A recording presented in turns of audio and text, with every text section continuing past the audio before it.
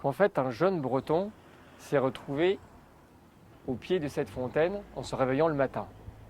Alors en fait ce jeune breton était en fait avant en Normandie où il était au service d'un grand maître et il a décidé de revenir en Bretagne. Et il était dévoué à Dieu et à Jean-Baptiste. Et en fait en revenant ici, il a eu plusieurs périples et entre autres des miracles se sont réalisés. Et comment il s'est retrouvé ici? Il s'est retrouvé en fait ici parce que lors de son périple, alors qu'il traversait un petit village, les cloches se sont mises à sonner spontanément, les arbres se courbaient quand il passait.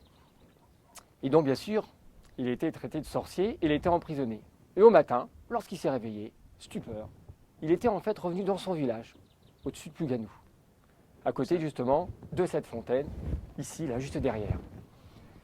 Donc, devant cet étonnement, en revoyant le clocher de son enfance, et puis la vallée, il décida de descendre.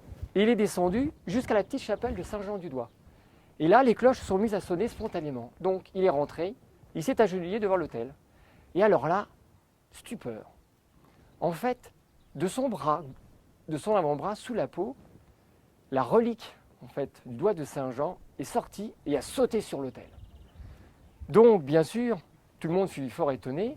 Et le duc Jean, qui en fait résidait pas très loin, à Vannes, a eu vent de tous ces mouvements et donc s'est rendu sur place. Et après avoir vérifié effectivement ce qu'avait dit le jeune breton, décida en fait d'organiser une solennelle procession, lui a offert en fait un reliquaire en or pour servir d'écrin à cette relique, et décida en fait d'organiser la construction d'une église, l'église de Saint-Jean, l'honneur de Saint-Jean. Donc ça, c'est la légende de Saint-Jean. Ça, c'est la légende de Saint-Jean-du-Loir, Saint-Jean d'Arbise.